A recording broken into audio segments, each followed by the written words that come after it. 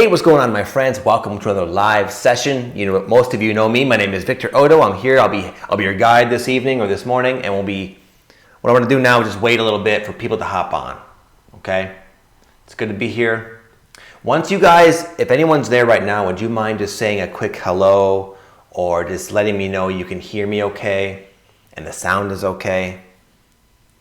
And what I do now is I wait a few minutes for people to hop on. I know sometimes people are late. That's cool. No big deal.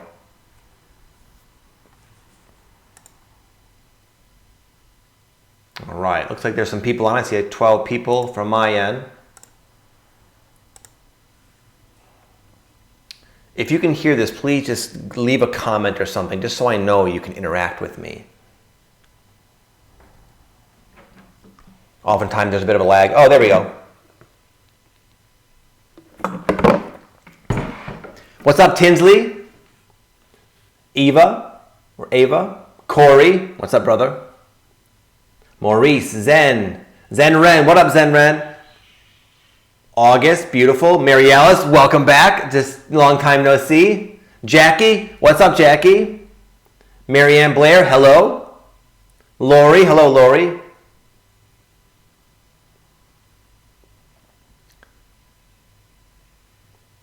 Lori, it must be on your end. Other people can hear me. I would just try tweaking the volume a little bit or something. Okay. Okay, guys, let's do this. Let me take a quick sip of water and then we'll begin. So this, if it's your first time, is our Q&A / coaching session. So what I'm going to do here is open up with a message that I think will benefit all of you, because I'll peek in to the group, and I also have an assistant Forrest now who is become more intimately connected with the group. And from there, I can kind of gather what would be a good kind of collective message for the group as a whole, that I just, based upon, you know, common reoccurring problems I see, questions I see being asked. So there are 3 things I wrote down that I think will help a lot of you where you're at right now move forward more quickly. And then beyond this little spiel I have for you, at any time you can type out a question. I did have one that was pre-submitted, but now is the time to get unstuck, unblocked, and moving forward. So don't be shy. Speak up. If you have any concern or problem or question whatsoever, now is the time to voice it. That's what I'm here for. I'm here to help you guys, okay? And first off, I just want to say I think it's awesome what you guys are doing, because I know how hard it was for me in the beginning doing this, to express myself and to put myself out there. Not many people have the courage to do that. So kudos to you. It's really exciting and just like a blessing and an honor to be able to kind of round up such a collection of badasses like yourself, and I appreciate your efforts, okay? Regardless of how far you've come, I appreciate you being here, and I mean that, okay? Linda, what up? Sarah, Forrest, all right, okay. Let's do this. Okay, so I'm going to give you this first piece of advice that is very helpful. It's kind of specific, but will help a lot of you with the content creation process. Whether you're a blogger, a podcaster, a YouTuber, whether you're doing Instagram, it doesn't matter. Here's the thing. I know you have something to say. I know you have a message, a longing to help and transform or whatever it is. But here's the tricky thing that we are all in the process of sort of learning to deal with creatively, is we have to find a way to get our message, our solution out there to as many people as possible. And a lot of times, unfortunately, just voicing our message isn't enough. Even though our intentions are pure, even though it takes such courage to do so, that oftentimes isn't enough, as a lot of you are discovering. Because, and this is something I've learned from the trenches, you have to meet people where they're at. A saying me and Aaron always, we don't always say it, but we both have said it. It's sell people what they want, but give them what they need. And this is meant to be applied to your content creation, okay? I do Ascension energy updates, okay? They get a good reaction for my YouTube channel.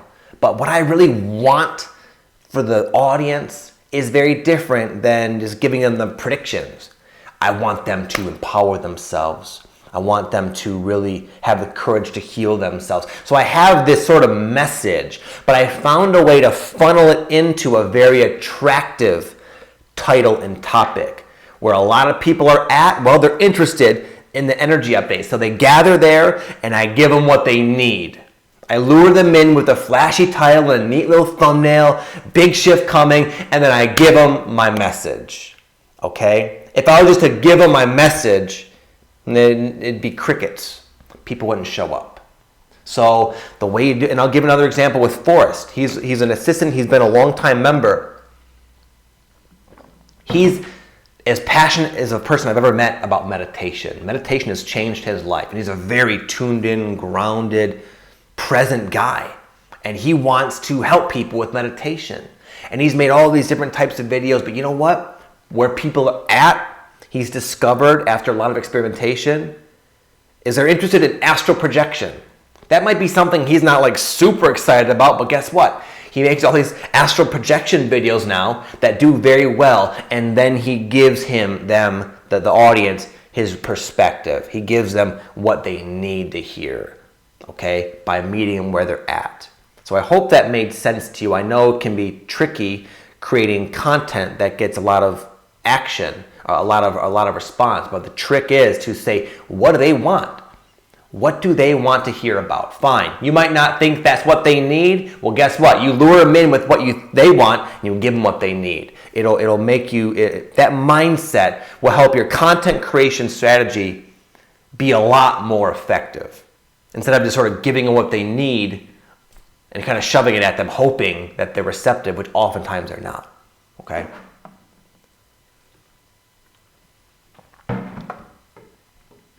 Number 2, this is key. This is, like, again, more specific. That'll help you. I don't care if you're doing an Instagram post.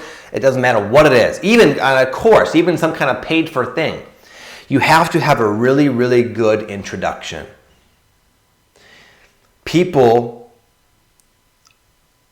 us, me and you, we're all busy. There's like, I can go on YouTube, I can go on the internet, and there's just like, it's so much, so many options, right? For me to invest my time into something, for you to invest your time into something, it's got to be really like stand out among the crowd, right? And the first step is having that catchy title, regardless of what it is, podcast, blog, Instagram, anything, meeting where they're at. But then it's not it. The battle's not won. You just sort of like you showed up to the battlefield now, and luckily there's an opponent there. Now it's about keeping them there. And that's where you have to really have a really good introduction. And I noticed this with a lot of the YouTubers in particular, although this will translate beautifully to other people as well, is that the introduction is weak. And I don't mean that like you suck at doing YouTube videos. What I mean by this is I will watch a decent amount of that video, and the person with a weak introduction will get on a roll 3 or 4 minutes in. I'm like, wow, there they are. Where were they 3 minutes ago? There's that magic. That's when they're tuned in and expressing themselves from like their higher place, and they got that energy and that pop and that gusto. You need to bring that to the very, very beginning of the piece of content. And I mean that with Instagram videos or posts. I mean that with emails. I mean with everything. Okay. In fact, this is what I was working with Forrest with a little bit. With YouTube in particular, I'll say, Forrest, we got to have a really badass title. And then I go to work and I make my thumbnail. But then I said, you know what? Even more so, even that first line in the description is another opportunity to hook people in. Okay, you really have to hook people in and put some time into thinking about what would hook people in. I don't know. You have to figure that out. What would hook people in?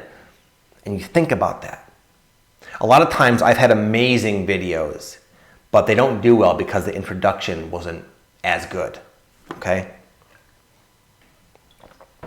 When you're writing an email, to your newsletter, that first line is so crucial because so many people, again, it takes a while. You're lucky if they open it. But if they open it, that first line better be very compelling. You don't want to just start off with saying, hey, how's it going? It's Tuesday. Today I'm going to talk about this. No, it's got to be like, you'll never guess what happened. I was standing there, right? You're already lured in. It's got to be like that. You got to have a good introduction, okay? And for your YouTubers, I mentioned this earlier, a little word of the wise. What helps me is sometimes I'll make my introduction to the video after the video, because at the end of the video, I'm in my flow state more firmly, and I can just pop it on and pow. You know, sometimes I'm a little slow to start. And you can be slow to start, just don't let them see that, okay? And if you're a writer or a blogger or something, really just put a lot of your energy into this idea that you need to find a way to convince them to read to the next line. In fact, one of my old mentors said, with copywriting in particular, every line needs to sell the reader on reading the next line. You've got to have that mindset, which seems like a lot to do, but eventually it becomes natural, and that's how you get really, really good and get content to go viral and get people to buy from your emails and all that good stuff. This is a very, very important skill that I don't think I emphasize enough in the program, and I wanted to let you guys know that right now, okay? One more thing. And I've said this one before, but this one is extremely crucial, is to analyze your results a lot and then double down on what's working. And I know a lot of people, they're thinking like, I don't have enough data, but you do. You really do. If you have like a few videos or a few blog posts or a few anything, and you can see your little stats, a few, maybe 50 people on your email list, but you can see the stats. And you constantly want to be asking yourself, why did this one do better? In fact, I have a friend who used to be my assistant. I was looking at his YouTube channel today, and he's got like 200 subscribers. And I was looking at like the last 5 or 6 videos, and most of them got like 15, 20, 25 views. But then one had like 45 or 50 views. And that might not seem significant, but for me, if I have a video that gets twice the amount of views than another one, I'm going to say, what was it about that video, about that? Was it the thumbnail, the title, the content, the idea? I'm going to investigate that and tear that apart until I find out, and I'll test out those ideas. I'll say, maybe I'll mimic that title. And then okay, that wasn't it. Maybe it's the thumbnail little thing. Maybe that's it. That's it. Then I know that I'm onto something. Then I know that this particular little tweak to a thumbnail done now from that point forward will make a huge point. You really want to capitalize and benefit from every little success you have, as small as it is. And a lot of times your earlier successes are not as small as you think. Again, if you normally get 5 readers to your blog and all of a sudden you get 12, that's over double. That's huge. What was it about that? Because imagine that multiplied times 10,000. That's significant, okay? I've seen too many people do the same thing over and over and over and over and expect different results, thinking it's just a matter of time. It's a time thing. It's not. It's not. It's about as quickly as you can figuring out where people are at and how to deliver your message in a way that they're receptive to and responsive to. And the way you glean all that is from really analyzing your results, which isn't always easy to do. I know. It's a kind of emotional roller coaster sometimes. I get it, but it's part of it, okay? So remember this. Whenever you find something that does even a bit better, double down on whatever you think it was that caused that spike in success, okay? So anyways, you can apply this in many ways. These are 3 things I wanted to share with you, and I hope you got something out of it. Now I will take a big sip of water, and I will open it up to questions. So anything you want to ask me, just start typing away, and I'm here for you guys. Now it's your time, all right?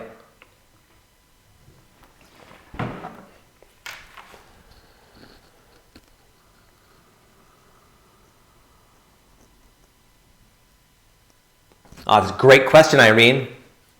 Hey, Victor, what's the best way to reach out to collaborate with more established leaders in your niche? There's a few things I would say, and this is good because me and Aaron get reached out to all the time by people who do it in kind of a bad way, where we just get annoyed and ignore it, okay? What you don't want to do is reach out to someone like way, way, way further along than you, because they're going to see it like they've worked so hard to get to where they're at. Why are they just going to they're not going to want to work with you unless there's something in it for them. Okay, so reach out to people a little further ahead of you, but not too much. That's thing number one. Thing number two, as my old mentor Bedro said, you come with a giving hand, or something like that. He would say, come with a giving hand. Don't just say, hey, I'd like to collaborate. It's like, good. Who are you? Good for you. I don't even know who you are. Say, hey, you know what? I really like what you're doing, and I think I can help you. Here's a few things that I've learned that might benefit you. Here's a bunch of free stuff, awesome love, information, and then you build a relationship. And the collaboration will happen naturally. That's how me and Aaron met. He reached out to me with an email, and he just said, hey man, I think I can help you with your channel. And you want to get on the phone? I was like, sure. And he gave me all this badass advice. And then the next day, I wrote him an email because I know he wanted to do coaching, and I wrote him this long encyclopedia of an email because I felt like I just want to help this guy. He was just so nice and generous to me. And then down the line, we collaborated.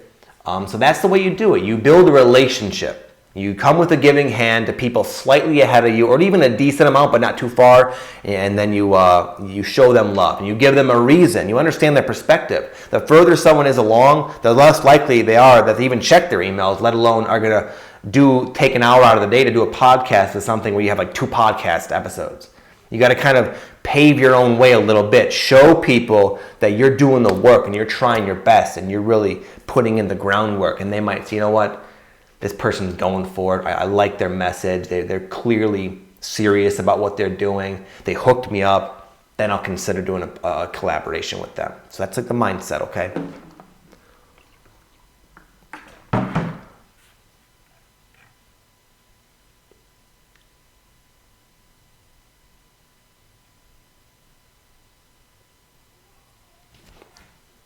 Vanessa says, hey Vic, how did you get over the resistance to doing daily videos? I never did, but I just chose to do them anyways. I still have resistance. And the resistance can come for a variety of reasons. Sometimes it's my own insecurities. Sometimes it just means that I'm not really fully on board with what I'm talking about. But I would just keep going forward one way or another, okay? It's best if you're going to do daily videos is to make it part of your routine. This is how Aaron is. we always go on these trips to like different vacations together, and I swear to God, this guy, he wakes up, he doesn't really say much, and he goes and he shoots a video. And I don't think he would feel happy if he didn't do that. If it's great, if it's a good video, great. If it's not that good, he just does it anyway. If you're going to do daily content, you cannot be a perfectionist. And that's one of the things that I really have learned from Aaron is he's not. And he just knows it just might not be today's video that goes viral, but next week's. And as long as I keep this up, it's bound to happen. I have waves of inspiration where I'm really on my game. But don't look at it like I need to get over the resistance and then I can do daily videos. Is that you just keep doing it. And then it gets easier and easier and easier and easier. And here's one little thing I learned actually recently. I read this book called Big Magic by Elizabeth Gilbert. Badass book. You should all read that straight up. It's perfect for everybody in this course. It's amazing. It's so spot on. It's about the creative process. And anyway, what I gleaned from this book is that like ideas, inspirations, helpful advice, it's almost like ideas have a life of their own. They're almost like these little floating entities. This is her analogy in the cosmos. And they're just looking around for a good conduit, okay? So maybe you have this awesome idea, but the resistance stops you from doing it. Well, guess what? That idea is gonna go to somebody else. You'll be one that doesn't get as many ideas because you're not one to apply them. But if you just start applying your inspirations as best you can, there are good days and bad days, hard days, low days, doesn't matter. You just do your best.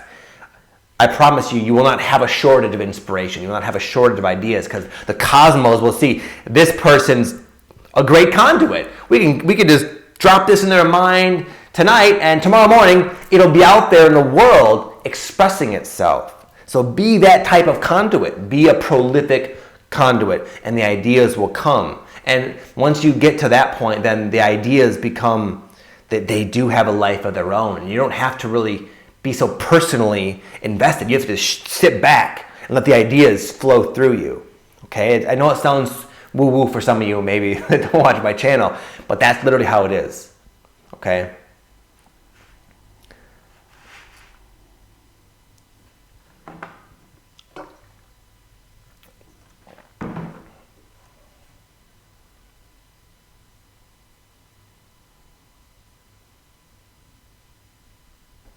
Jackie says, I finally decided to do my website, but I'm using a .love domain. Nice. I've never even heard of that.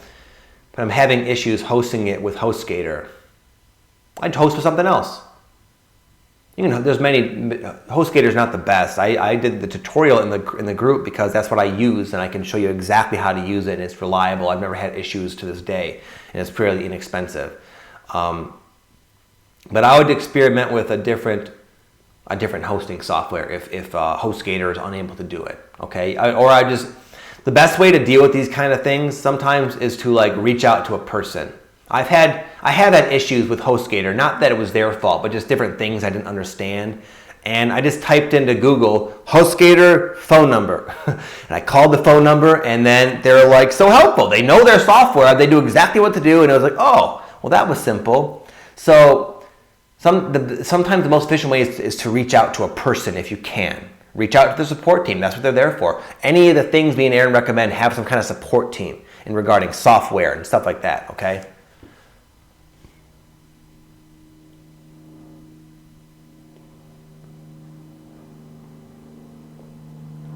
Zen, how could I improve my self-discipline to make videos and really dive into my work every day? Well, there's many ways. Let me try to think of something what I can come up with here. The best thing to do, Zen, is to create a routine around your work. Like I'll tell you mine, I wake up, I meditate, I take a cold shower, I come down here, I do my number one thing work when I'm fresh, and I bust it out for about an hour or two, and then I take a break and I'll go for a walk or hang out with the kids. And then this is what I do every day no matter what. I do yoga, I do breath work, and I sit in my sauna. Sauna is unnecessary, it's about my routine, the breath work really. And then I take a shower, and then I shoot a video. So my Victor is primed that after all that, he's in his best state of mind for his content and his work, okay? It feels awkward to not do that. If I go out and I have a few drinks with my friends, I do that the next day. That's my routine. You create a routine. Work your life, finagle your work into your daily routine. That's the best way, okay? And then discipline won't be so much a matter of discipline. It just becomes your routine. Like how much willpower do any of you need to brush your teeth every night? Sometimes you're tired, sometimes you don't feel like it, but most of you, if you practice decent hygiene, you brush your teeth every night. It doesn't matter, not matter of discipline, you just do it because it's part of your routine. You want to take advantage of that routine, that conditioning, and condition yourself to work, okay? But understand it's different. There's no resistance. There's no stretching outside your comfort zone when it comes to brushing your teeth, I realize. It is a bit different. But that's why you need the power of your routine, because if you just try to wing it, there's always nerves. There's always nerves doing these things. Anytime you do something new, make a new course, start any of the new things we're suggesting, create a new piece of content, there's the nerves, and then there's a tendency to not go forward. You got to make a routine to where you kind of build up that momentum so it's working in your favor. That's what I'd say.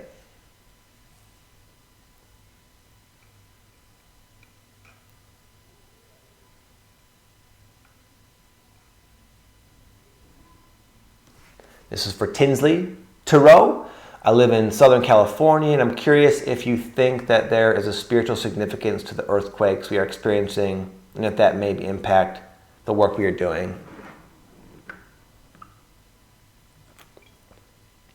Yeah, it'd be more of my own subjective opinion. I think all experiences, all the things we feel and go through in our life are of spiritual significance. They're reflections. They're just like reflections of the collective consciousness in a way. And yeah, earthquakes to me generally represent a cleansing, like a releasing of energies, which LA is definitely could use some of. So same with Las Vegas. So I try to look at it in a very positive way. when these kind of things happen. I look at it like an energy cleansing, and it's just something that has to kind of work its way out. And we all know when earthquakes erupt in our own life, that oftentimes there is a significance and usually an afterward benefit to it. A shakeup sometimes is exactly what we need. But anyway, I guess that's my take. Will it impact the work we're doing? No, I don't think so. Not so much. There's always earthquakes, metaphorically speaking, happening every day in some way, shape, or form. What up, Corey? Good to see you, my friend. I'm struggling with creating videos and learning new things for the business. It's been really hard, so I went back to focusing on the channel, but that's not helping me financially. Well, here's what I do sometimes, Corey, when I'm struggling in that similar way. I try to make it fun again. There's this guy, Rich Froning. He was the CrossFit champion for many years in a row. And there's a recent year, I think, where he was having a real crappy performance. And he just was not doing well and just having a rough time. And he finally was talking to his wife, and his wife said, he was like complaining about it. And she's like, are you having fun, Rich? And he was like, no, I'm not having fun. She said, pack your bags, let's get the hell out of here. What are you doing here if you're not having any fun? He said, you know what, you're right. So he went out the next day, and he remembered that he loves CrossFit, and he had fun, and he destroyed the competition. Okay, Corey, I did this to myself recently when I was in kind of a creative block, where I was just not getting ideas for videos at all. And also, at that time, I felt inspired to create even more, but I was getting nothing. And I finally was like, you know what, Vic? Just make it fun. And I really did. I was like, let's just get creative. Let's just be like artistic with this. And then it became fun again. And then the success kind of started coming again. But for you, Corey, sometimes it's smart, man, just to like get another gig while you're building this up. It's hard to say when someone's going to pop. You keep putting the work in like you're doing a fantastic job. It's a matter of time before you start sustaining yourself, but it takes some people longer. It just really depends. But you can unburden yourself with financial stress by getting some kind of part-time gig, to where, some kind of job that's maybe part-time, doesn't drain all your energy, allows you to pay your bills, and then you can have fun with what you're doing. And I think that would help you quite a bit. But if you go at your business, like if you put yourself in a situation where you have no money coming in and you're forcing things and you got to make it work, people feel that. That desperate energy is not going to help any of the things you do on your business, and you're going to hate life anyway. What's the point of doing it if that's the case? Okay? Hopefully that was helpful in some way, Corey.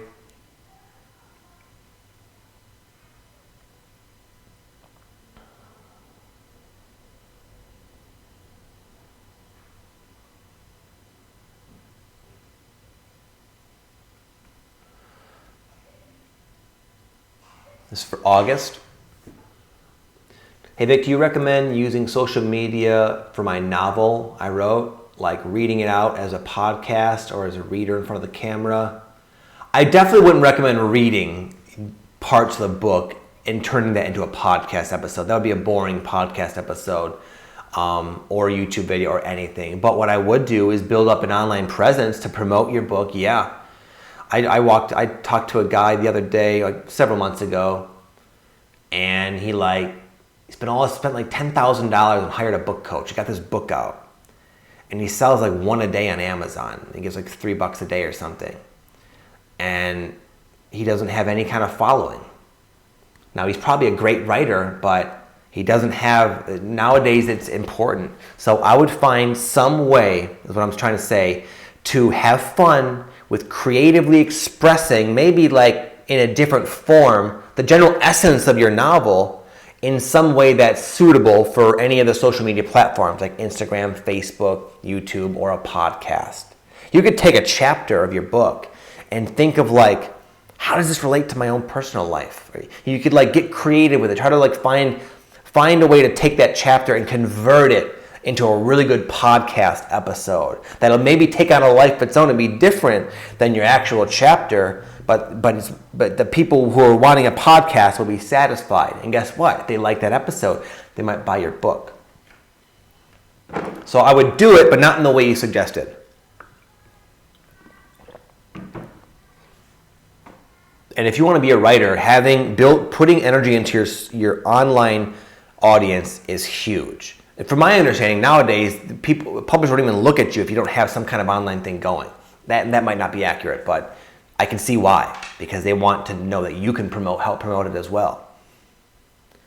And then that book becomes like a front end thing to a big course you sell. That book could be huge.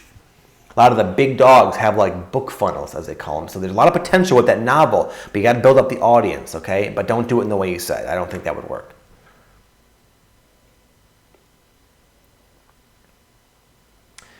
So for Jacqueline, how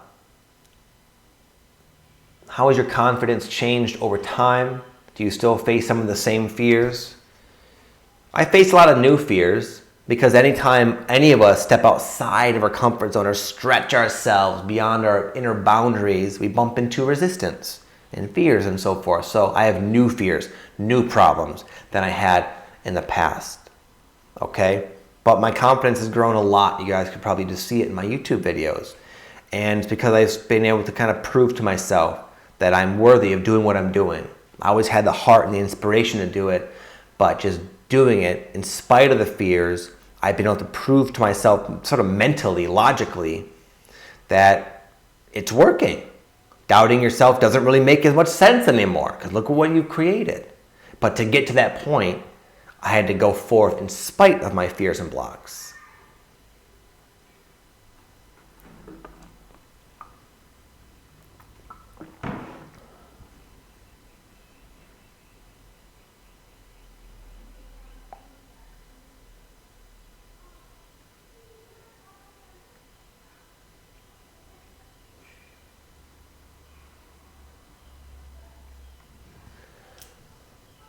Okay, let's see. I don't see too many other questions. If you guys have anything else, go ahead. I'm here for you. I'll glance back through here, but now's the time. If there's a long pause without a question, then I usually will go. But I got time I set aside for you guys, so hopefully there's something else I can help you with.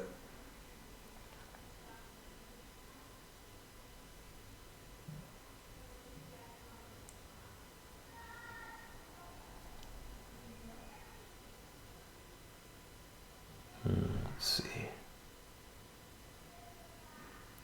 Oh, sorry, Clean Spirit Living. I didn't see that. Curious as to how to charge for life coaching packages. Explain what you charge exactly in detail, please. Well, that's sort of a personal information. I don't even coach anymore anyway, buddy. But I'll tell you what I would recommend for you. How much you charge has a lot to do with a couple of things, like how experienced you are, and even more so how confident you are. Like I could tell you to charge this specific amount of money, right? And maybe you're even worth that. But if you don't believe that yourself, you won't be a good salesperson, because people will feel it. When it comes time to saying, okay, it costs this much, your tone's gonna change, your energy is gonna shift, and they'll pick up on the fact that you don't believe that you're worth that much money. Okay? So I recommend charging as much as you feel you're worth in the beginning, and then slowly increasing it. But what I would say, what helped me as far as a format that might be helpful to you, is I would do in the past a 3-tiered system where I had 3 different packages based upon how often and frequently I would talk to the people. The top package I would always go over first, knowing that some people would say, oh, damn it, I can't afford that. Then I'd say there's a middle package, and it's a little bit cheaper. And then the cheapest package. So you get to hit all these different price points, and most people would go in the middle, because people don't want to buy the cheapest one. But there are those people who always want the best of the best of the best. So there are people that will buy your premium one without even thinking about it, and most people will settle in the middle.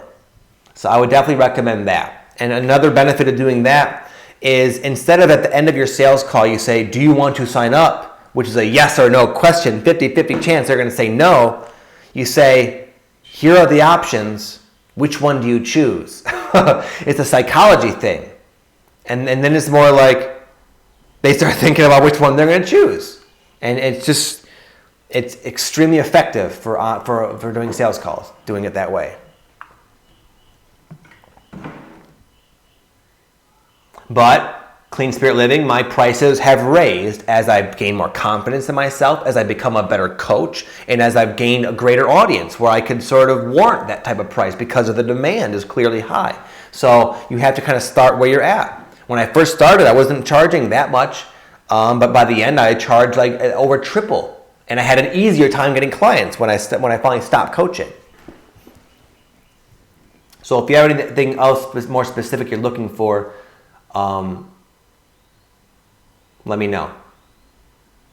But as far as creating the life coaching packages, it was more about, for me, it was determined by the frequency of calls.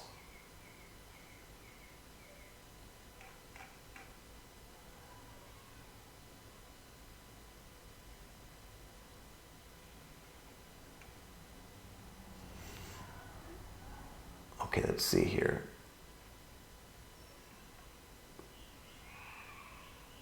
Okay, got a whole bunch here. Good. Good to see it, guys. Let's see.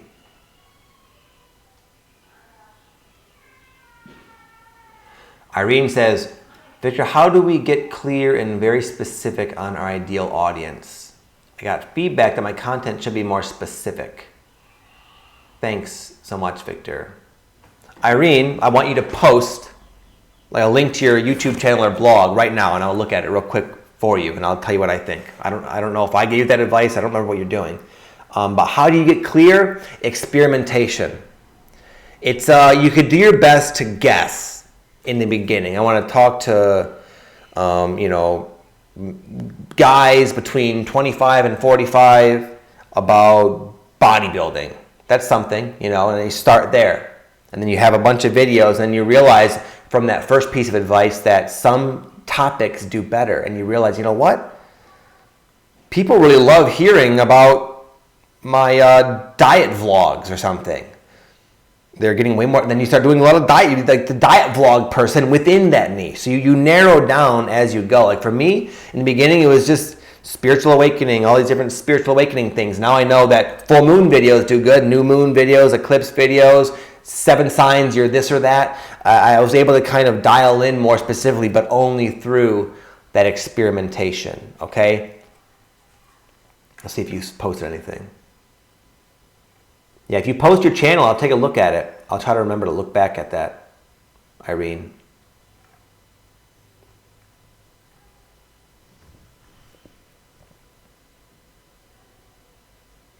Jackie Ryan, how did you make the new beginning for your videos? It's really easy. So in my videos now, I have this really cool like graphic sort of thing with like sound, and it's like a visual, real short introduction. The way I did that, I think it was $5 on Fiverr.com, Fiverr.com. I looked for, I don't know what I typed in. I typed in like YouTube introduction or something, or video introduction. And I found some dude that made these different things for $5. So it was like $6 out the door. And then they sent me a little file that I had my assistant just put in the front of all my YouTube videos. So it's nothing fancy, just going on to Fiverr.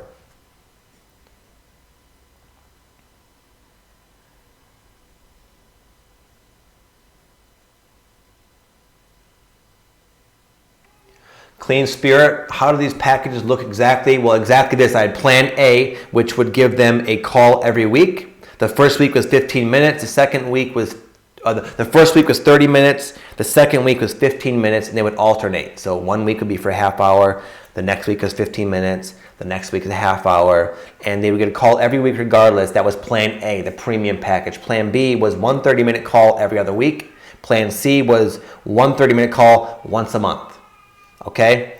And the reason I do shorter calls is because, for a lot of reasons, doing one-on-one coaching, I realized that, especially when you're talking to someone every week, there's not that much progress that can happen within a week. So it's like, a lot of it became sort of pointless small talk and just filling the time.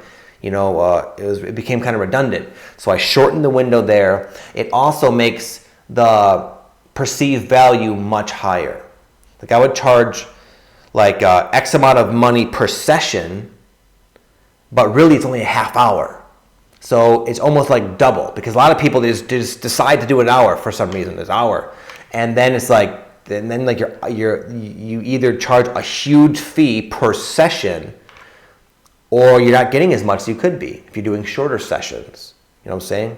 Like $100 a session, that's reasonable, but $100 an hour, it's like the same, it's perceived the same way. But if you can do $200 sessions in 1 hour, it's $200. You're doubling your rate just like that. So I'd recommend the shorter sessions for that reason.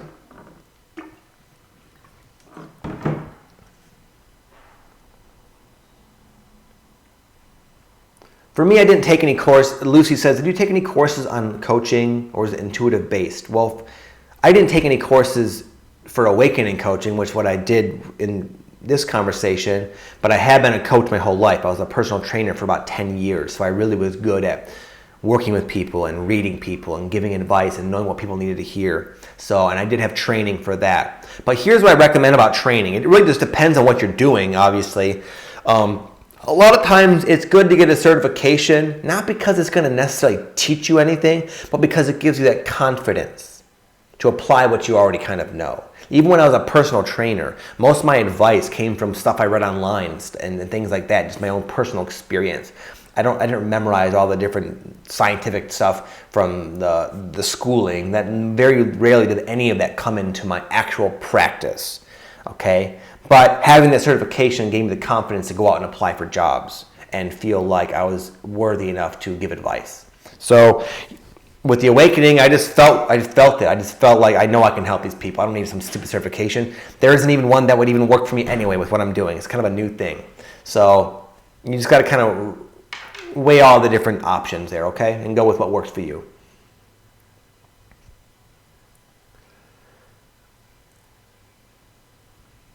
Thoughts on Gary Vee, Angela? He's a badass. He's awesome. I love Gary Vee.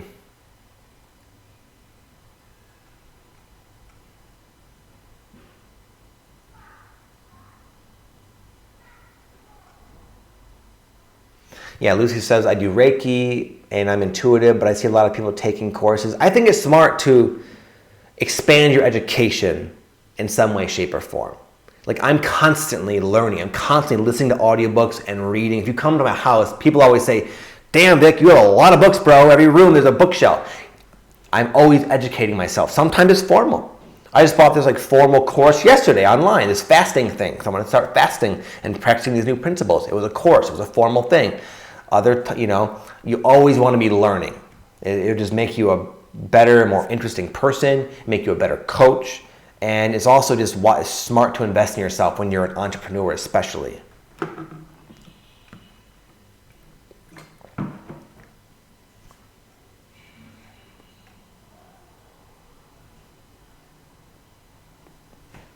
El Garza says, when you don't yet have a product, do you suggest starting by building a community and letting the idea come to you organically? Sort of. Yeah, there's many ways to go about it. I would say definitely start building a community, because even if you had an amazing idea and had no audience at all, then it's not going to really work for you, obviously. So definitely focus on that. And in doing so, you'll probably, common themes and patterns and problems emerge naturally from observing your audience and getting the feedback. And then from there, so it's not so much a product will come to you organically, like out of thin air. It's more like you'll just conclude, based upon all these different interactions I've had with my new audience that I've created, I can see this would be very helpful. This thing is in demand. There's a gap in the market. No one's doing this. Like right now, I'm creating this empath empowerment course. Something I felt very inspired to do, but I did my team did a whole bunch of research, and there's just nothing out there. There's all these empathic people, and like no one's telling them what they could do about it. Everyone's just sort of suffering, getting battered around by their own sensitivity. They don't realize they can master it, become a badass. And so there's a big gap in the market. There's a huge need, and because my audience are all empathic people, it's a no-brainer. But I wouldn't have had all that insight or idea for a course without that. But here's another thing, totally different way of looking at this. You can build your audience and not have to worry so much about coming up with your own product, and do like some affiliate marketing. There's something called clickbank.com. You can sign up for free, and you can sell thousands of different courses where you get a pretty hefty commission. So say you have an audience and you find, like me and Aaron just sent out about this numerology reading. It's like there's like this huge business who have put together this badass funnel, very, very detailed, well thought out, well oiled machine of a sales funnel. And all you have to do is email out about a free numerology reading. And it's like, who doesn't want that? And a lot of the people, they get the reading, it's badass, and that's it. But some people would buy. And me and Aaron would get this good commission on everyone who bought this thing. So I didn't have to create any of that. Just copy a link, paste it into an email, and watch the money roll in. So you could do affiliate marketing as well.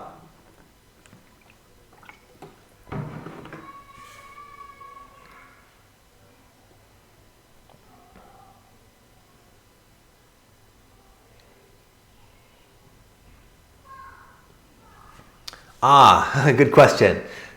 This is from Omni, open-hearted. I am the author and started this channel for my book. So what's a book funnel? Let me see if I can see this one in particular. Give me 1 second. Just be 1 second.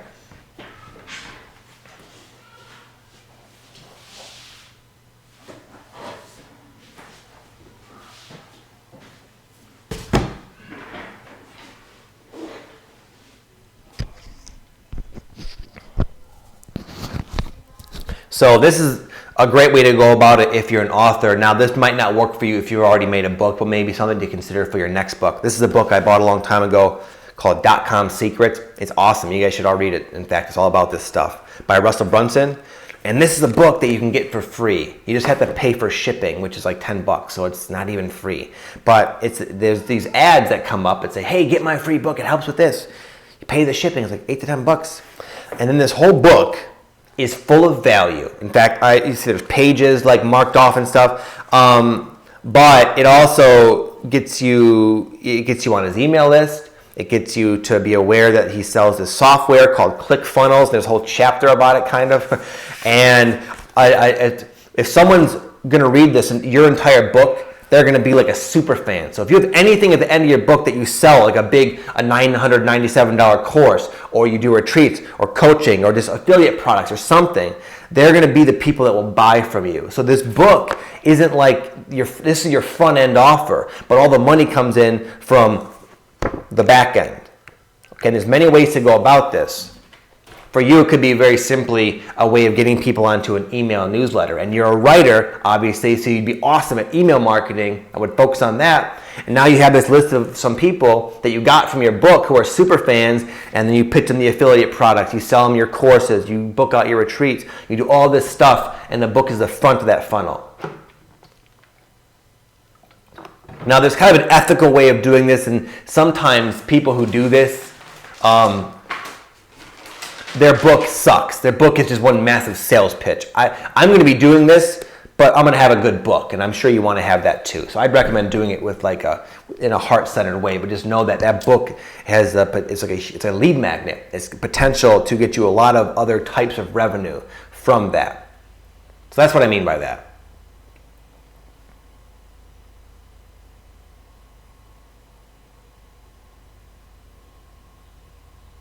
Yeah, but if you want more info about, there's another book I read. It's the same type of book I just shared with you, actually. It's called, what is the name of it? It's on the tip of my tongue.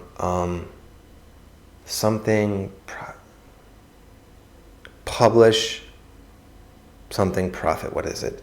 God, give me 1 second. If I don't think about this, if I don't think of the title in 2 seconds, I'll just move on.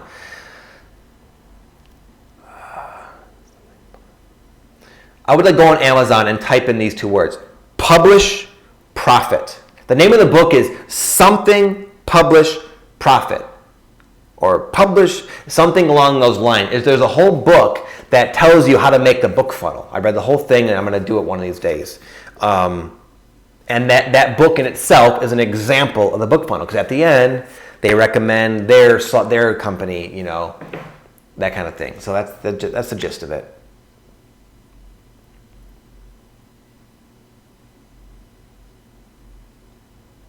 Okay, Irene, that I agree. Irene, going back to your first question about being too vague and not niche down enough, you said, I've created an 8-week mastermind program that combines empowerment, mindset, NLP, manifesting, sales and business coaching. Yeah, that's way too much going on, dude. Yeah, I agree. It dilutes all of those things. And it almost is like, hi, I'm Bill.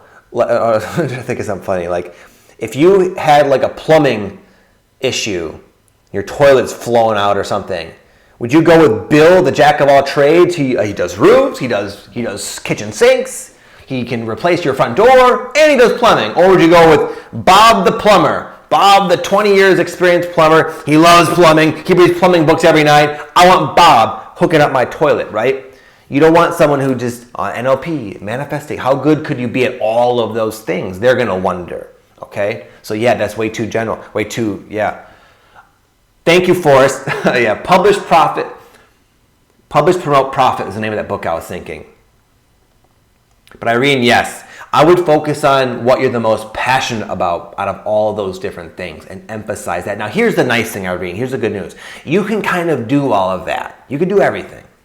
But when you're presenting it to people, you want to emphasize like one or two of them. Okay? You could emphasize like the business coaching, take your business to the next level, and then once you get them, then you can say, okay, here's the curriculum. We're gonna work on some NLP today. We're gonna work on law of attraction. All these different things can be part of your curriculum, but when you promote it, you only do it with one thing. The thing that's gonna be the most attractive, going back again to meeting people where they're at, giving them what they need. Does that make sense, Irene? Let me know if not.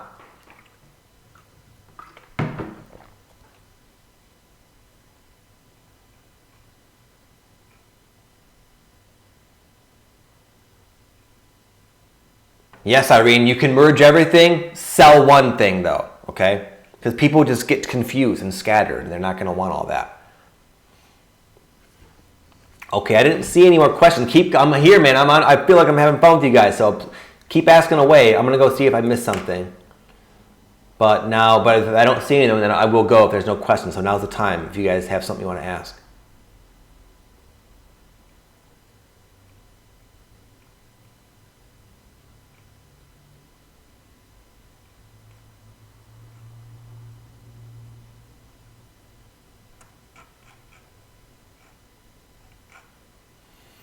Wait here a second.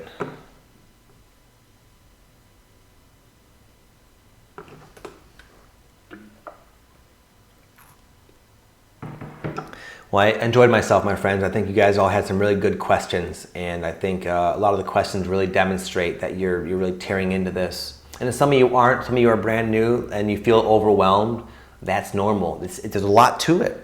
It's like maybe you want to grow up and be like a doctor, or maybe not a doctor. Maybe you want to grow up and be like a school teacher or some kind of profession.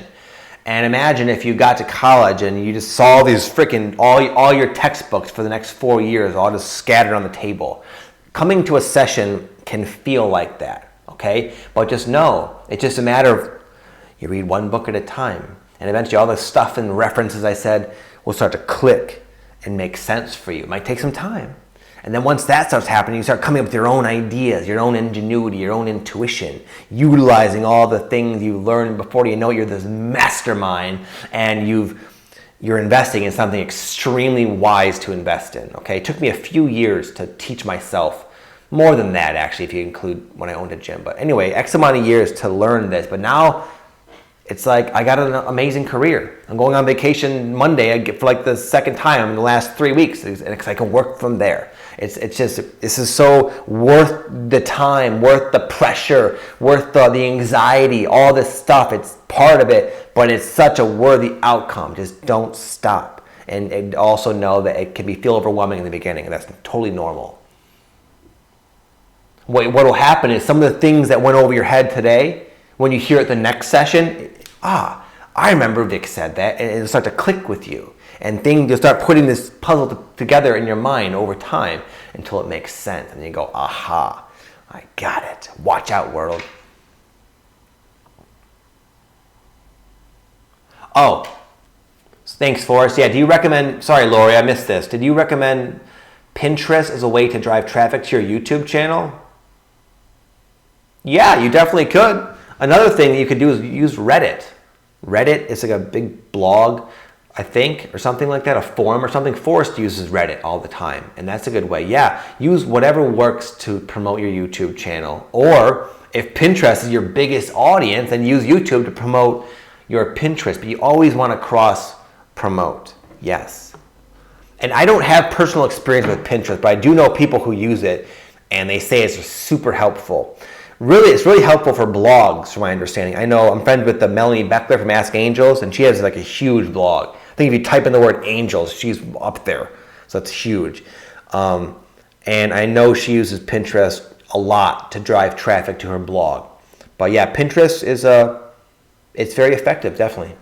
And you can just test it. You can just test it as well. You know, have your video, you see where it's sitting with views, and post on Pinterest and see if you get some people over there.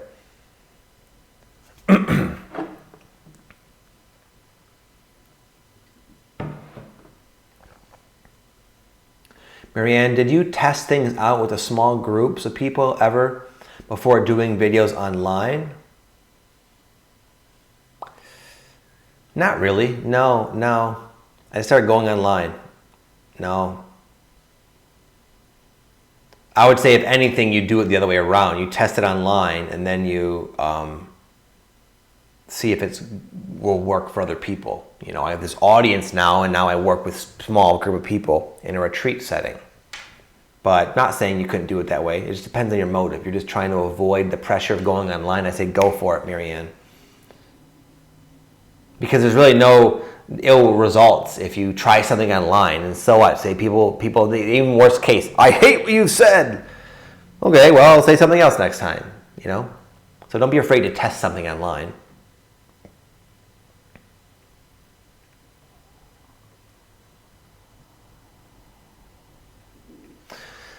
Jackie, in your recent experience, are you selling more programs from YouTube funnels or Instagram now?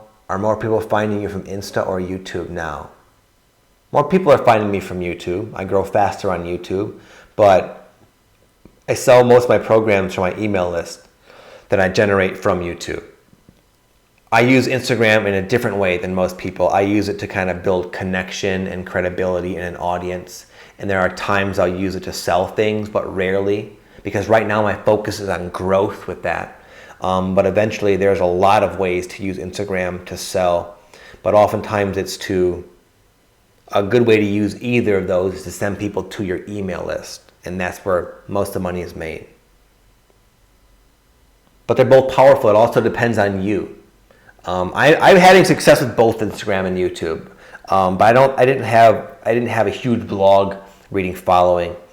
So I'm going to focus on what's working for me. So it's not like one is better or worse because Victor's having more success with this particular one. It's more about what works best for you. What gets the most traction, what grows the quickest, what gets the most engagement, delivers the most value, and then that's going to be your outlet.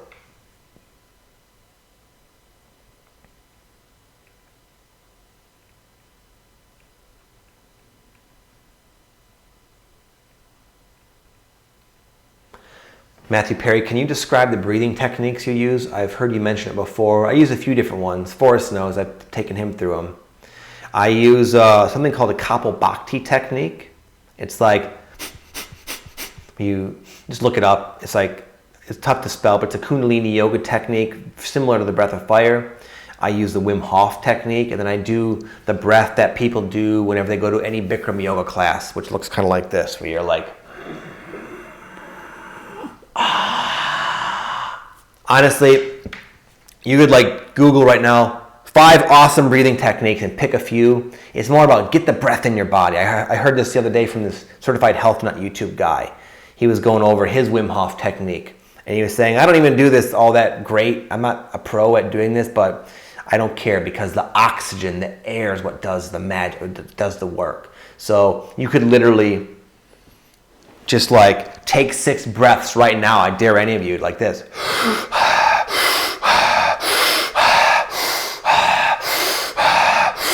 Hold it. Let it out.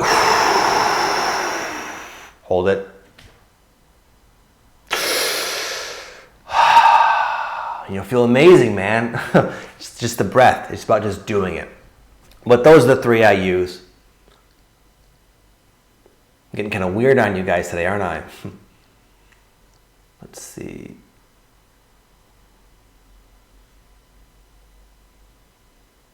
When you did the switch.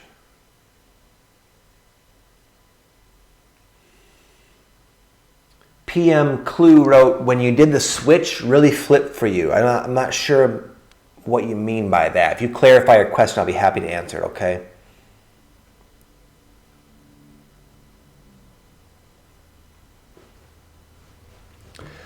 Clean Spirit Living, what do you know about making money from Facebook ads on videos? Quite a bit. It's something I'm getting into just now. I could go into like a long thing right now, but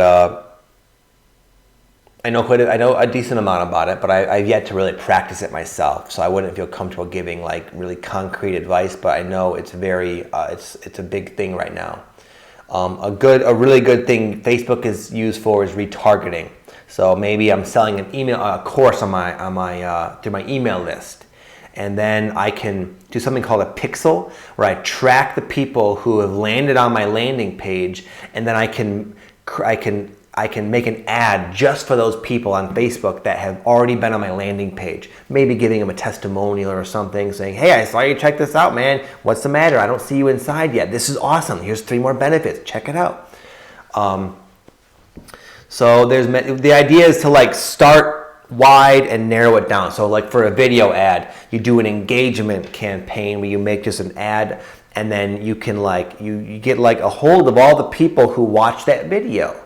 And then you can like dial it in like, okay, X amount of people watched over half that video. Maybe those people would be interested in a related product, and then you promote that product to them. And then you do retargeting ads for people who landed on that page. So it'd be way too much to go into right now. But I read a book. Let's see if I have it here. I don't have it here. I read 2 really thick books recently about it.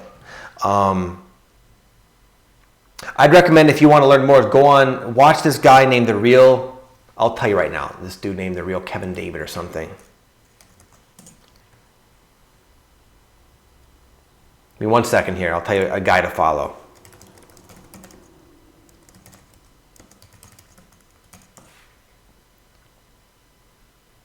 Kevin David. I would watch Kevin David's YouTube videos. He gives away a ton of awesome information about Facebook ads. That'd be a place to start. He knows way more than I do.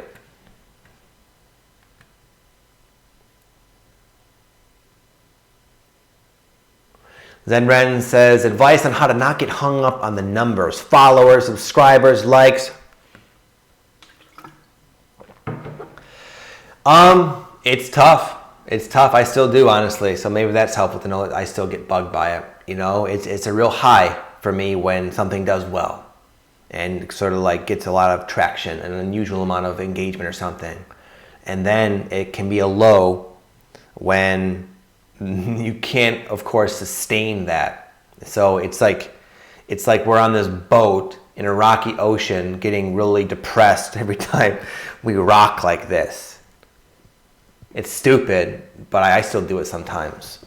I do my best, though, it's tricky because you have to analyze the numbers. You have to see what you're doing, what's working. So it's not like you can completely detach and just be purely creative. You have to also be scientific and systematic with it. So it's a blend.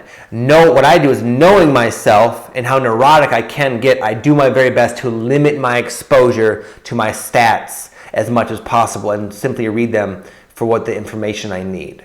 But I can say this, over time it does get a lot easier. I go through this emotional roller coaster still to this very day, but it's a heck of a lot less intense than it used to be. It used to drive me crazy. It used to really affect me in my day a lot. But now it's a lot easier, okay? Aaron's really good at it for the most part. He has his time, but for the most part, he's a good example of someone who just doesn't really give a shit. He just does his thing every day and lets it be. He's better at that than I am, but he still has his times too. So just know you're not alone in it, and it's also just part of the territory. Okay, it's not easy. That book Big Magic would help you, I think, by Elizabeth Gilbert. She talks about this. This woman, she had this one real popular book. You may have even heard of it, called Eat, Pray, Love. That's her. This book was a sensation. But then some of her other books weren't, and she talks about it beautifully. I'd read that book. I'd recommend that book.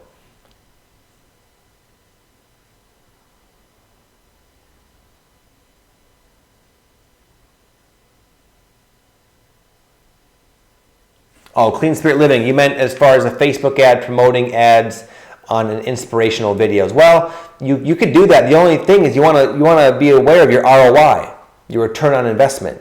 So if you are only doing that, then you're going to be spending money, and it's like you're bleeding money. You want to have some kind of return on investment. So generally, you only run Facebook ads when you're at the very least breaking even, or maybe at the end of your inspirational video, you send people to your sales page or something, and maybe a small percent buy it, and that's enough to fund your continued funding of spreading your video. And then even if you're breaking even, you're still building up an audience.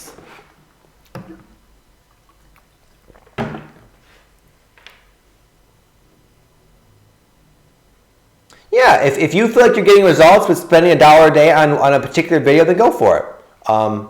That's fine. You get what you pay for. You'll get some with $1, but the idea with Facebook ads usually is to spend like $100 a day, but then you make $150. And it's like my coach told me, he said, if you had a machine that you could put $1 in and then get $1.25 out every time, how many times would you put $1 into that machine? That's how you generally want to use Facebook.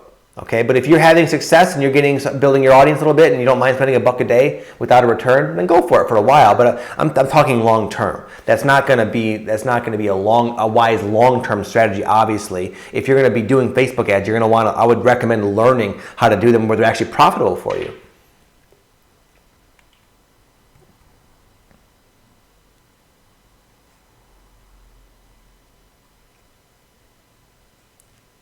Well, then Clean Spirit, then keep doing it, brother. If you're got a lot of reactions, great.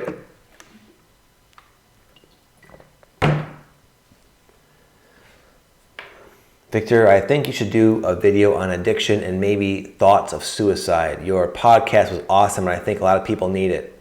Plus, I think the views would be high. I actually already have, Jackie. I have a video called, what's it called? Like suicidal thoughts during your spiritual awakening or something. You can look it up on my channel, but I talk about all that. So it wasn't the most popular video. It's a very intense topic for like my audience, but at that time I felt inspired to share about it, and I shared my own honest experiences with it and stuff. And I think the people who watched it really benefited from it. So I don't know if that's something you want information on. You can watch that video, but I kind of already did that. Right now, maybe that'd be a kind of a racier topic that I would have to really feel organically inspired to do. But I appreciate the suggestion, Jackie.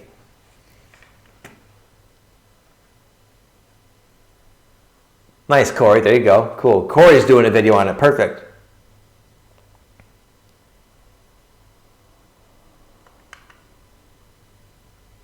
Let's see. Any other ones? All right. I'm going to take a sip of water and chill for about a minute here, and I'll see if there's any last questions. Otherwise, I'm going to probably take off.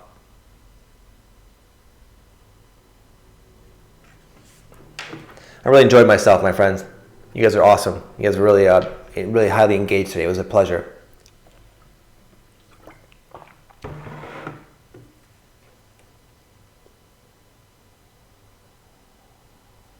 New York Look says, question. I'll go through this quickly because it's not really so much pertaining to this exact this topic of study. But do I have any intuition about the earthquakes happening in California? I think we're in for a big one. The underlying fault line.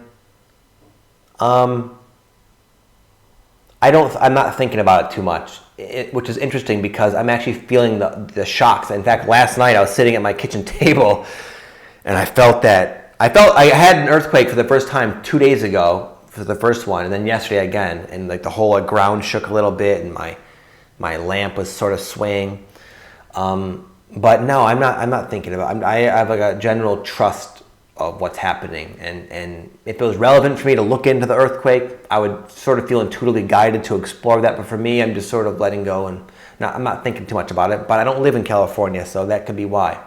But I don't personally have any intuition about that. I don't think there has to necessarily be a big one in California. I can see why people would think there would be, and I'm not saying I don't. I could see that happening, but I definitely try not to put any like fearful thoughts about anything like that out there into the cosmos. I'm looking for a smooth ride for everybody, so I try to focus on that. It's an awesome, ideal outcome.